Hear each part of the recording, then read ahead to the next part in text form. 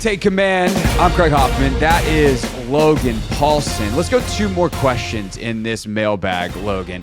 And we just talked about all the positions that are set. And I think for a large portion of this year, people would have been like, Brian Robinson, sick. We are all set at running back. And then I definitely think by the end of the year, some folks were a little more, let's say, at the very least up in the air, if not out on B-Rob. I think we both agree he's a really good player, but I thought this question that we got from the name is Divine on Instagram. So it's a Divine question.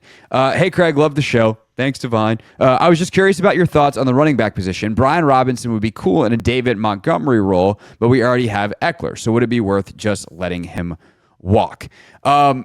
Brian Robinson is not a free agent, I do not believe, this year. He's got 1 more year remaining on his deal. He's accrued 3 seasons, so yeah, he's got 2025 left, his age 26 season, last one on his rookie deal. So it's not like they let him walk, but I think, like, thinking about the future and, like, do you start thinking about a Brian Robinson replacement this year? Not to mention, what do you do with Eckler, who you could either move on from or keep for 2025?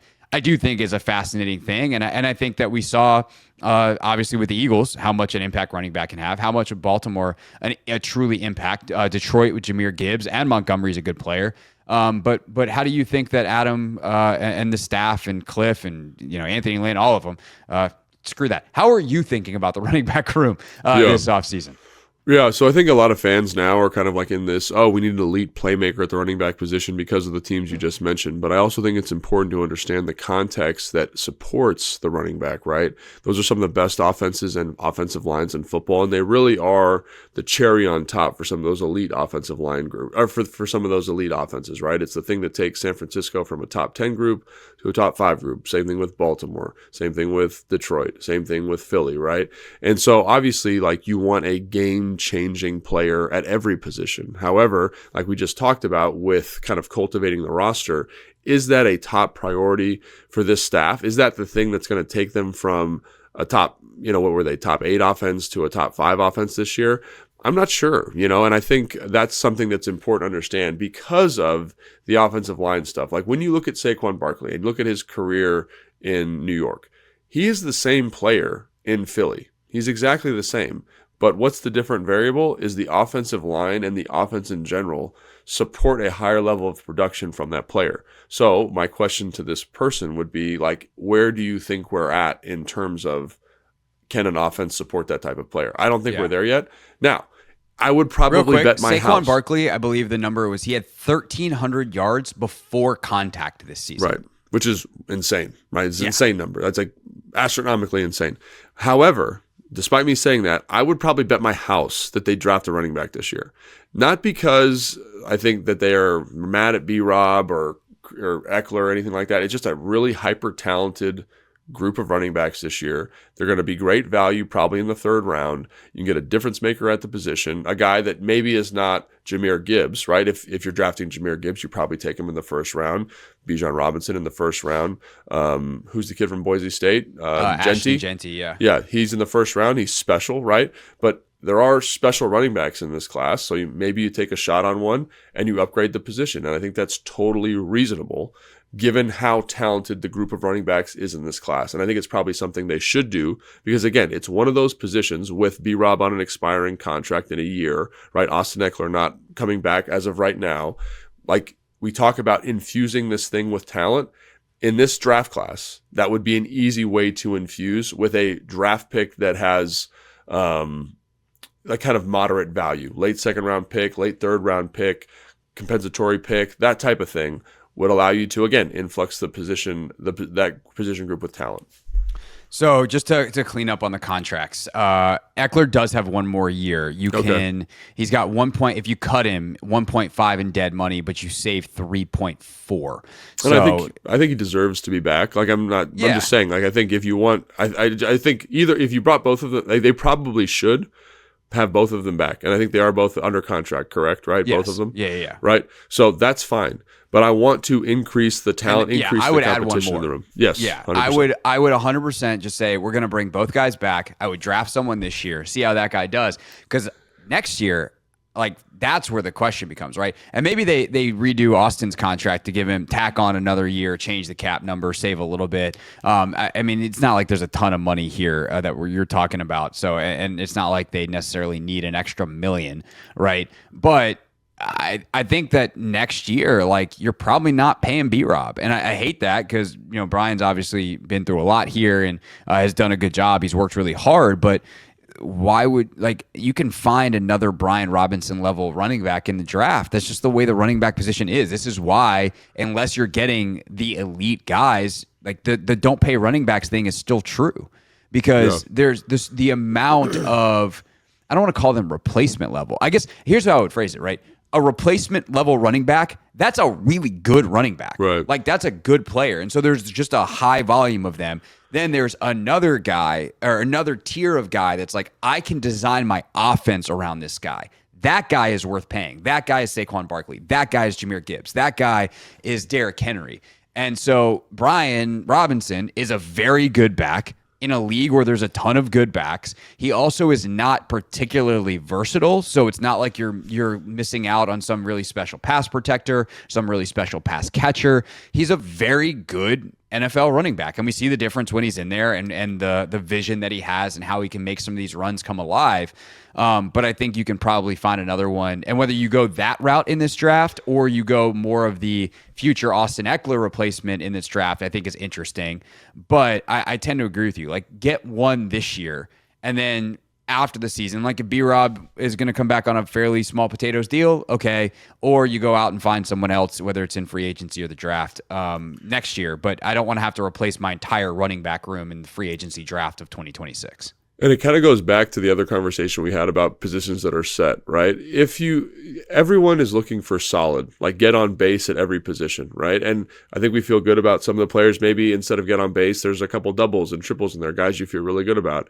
But if you have grand slam home run option, like, you take that guy, right? Yeah. You take that guy, even if with Terry, like, let's say they're a really, I don't know, like McMillan from Arizona is available. Like, you probably draft that guy, not to replace Terry, but just to increase the talent because you think he could be special, right? Or Jamar Chase became available and it was at the right price, right fit. Like, you would make those types of moves because you're always looking for that elite special position. Now, there's a financial component to it, which is why the draft is so interesting, because it cost controls those assets for you.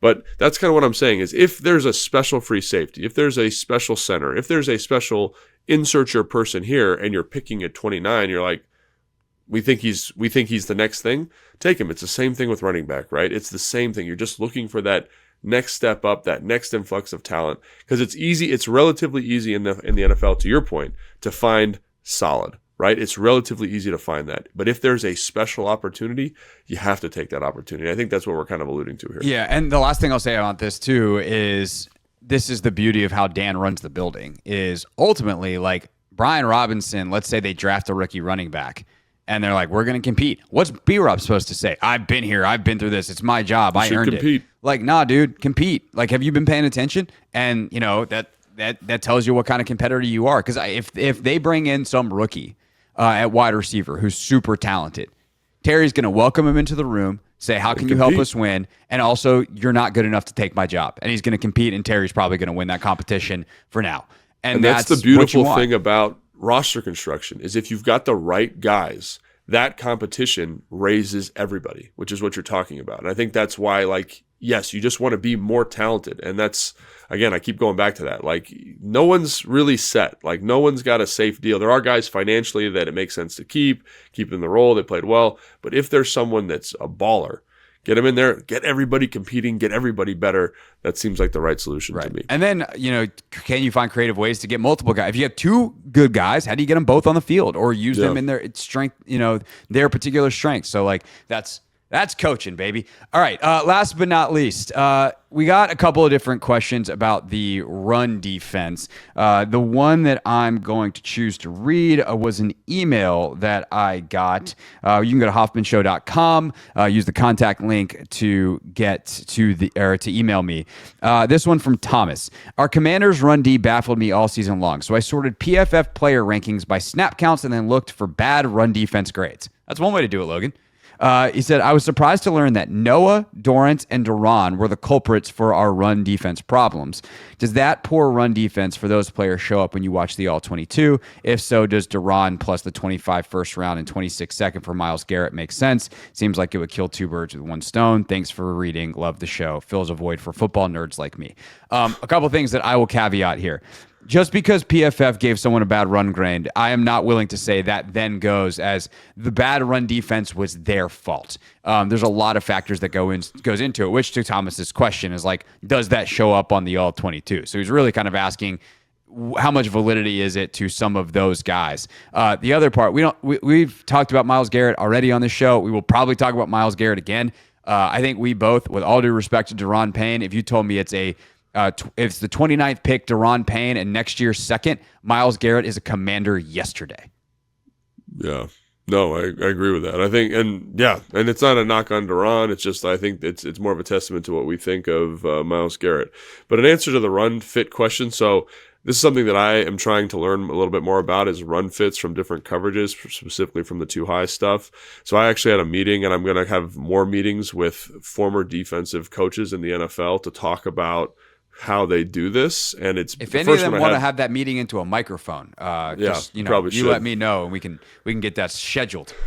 So basically the first meeting like blew my mind. Like basically I was like, in these too high structures, like basically all linebackers seem to be having, like I've had this thought before, they seem to have two gaps, which doesn't seem right based on like good run fits. However, like in this too high kind of quarters world we're living in, they do have two run fits, right? And then you look at nickel players and I'm like, well, this is the nickel's gap.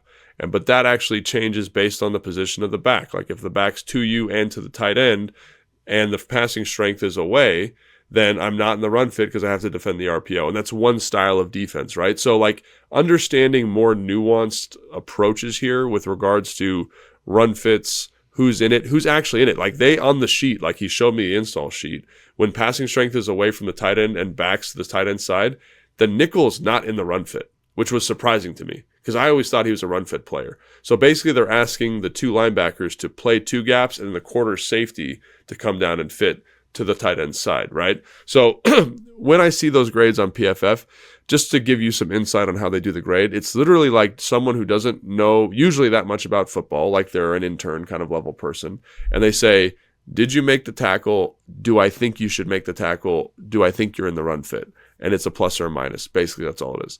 So if you don't know schematically what's happening, it becomes really hard, really unfair, I think, especially with some of these off-ball players, to give them bad grades. Now, there are certain examples like, let's say, Dante Fowler, who I think had a really good year, was really dynamic, found explosive stops in the run game, found explosive stops in the pass game, really was a difference maker, kind of surprisingly, which was great.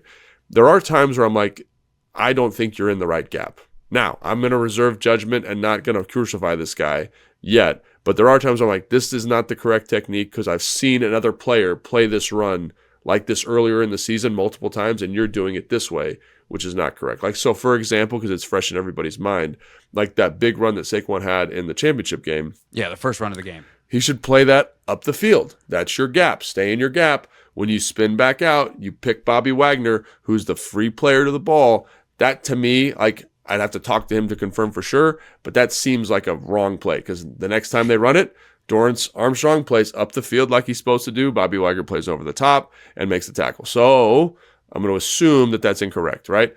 On that play, also, like Noah has a tough run fit, right? He doesn't really play it correctly. Is he in the right gap? Yes, but could he play the technique better? Yes. Sure. However, he's also getting blocked by Jordan Mailata, so good luck with that. However, you go down the list and you watch stuff like that Duran does or Drazan does. They're not always in the right gap. But what I'm saying is there is some nuance to this, right? And I do think that understanding that nuance, and the more nuance we understand and the more I can go back and watch the film, I can give a better answer to this.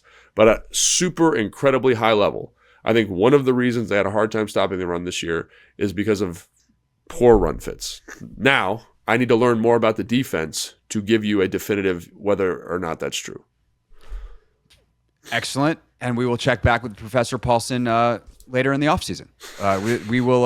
We're getting, I mentioned this on the last show. We're working on some stuff, especially potentially just on the video side, because some of this stuff gets real detail oriented. And so we're going to get Logan a whiteboard and get it all hooked up and, have some visual aids for some of this. So we'll try to do as best as we can to explain it on the audio side as well. I'm going to put my play-by-play techniques to I got to dust it off. See if that still works. See if I still got it in the skill set, Logan. See how descriptive I can be for an audio audience. But we'll see what we can do on some of that stuff because it does get really technical. But one, we know that's what you guys come to this podcast for, and two, like there's no simple way to answer some of this stuff. Like some of this is like we can just be like, yeah, that guy was in the wrong gap. Or that guy did this, or that guy, good or bad, is like not actually that insightful.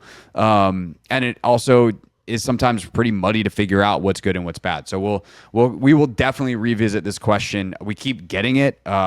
So sometimes I do chuckle when we get a mailbag question that's literally one that we just answered.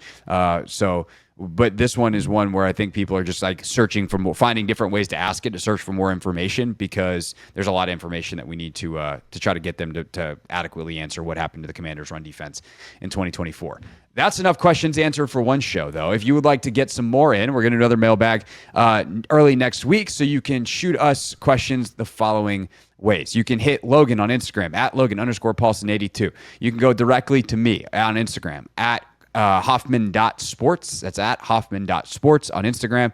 And then you can also use the contact link at HoffmanShow.com if you do not have Instagram and would just prefer to use email. That's it, and that's all for this edition of Take Command. We'll see you later in the week for our second show. Logan, I have no idea what we're going to talk about. This is the first time in months that I have no idea what we're going to talk about. Maybe we'll run fits we'll talk about. maybe we'll talk about an hour of run fits, baby. We'll see you then. Thanks for listening. We'll see you next time on Take Command. Thanks for watching this clip of Take Command, which has a brand new home. That's right. You can watch on YouTube at the Team 980. You can also listen to full episodes in the free Odyssey app, which is now enabled with Apple CarPlay. So we'll just, follow you around.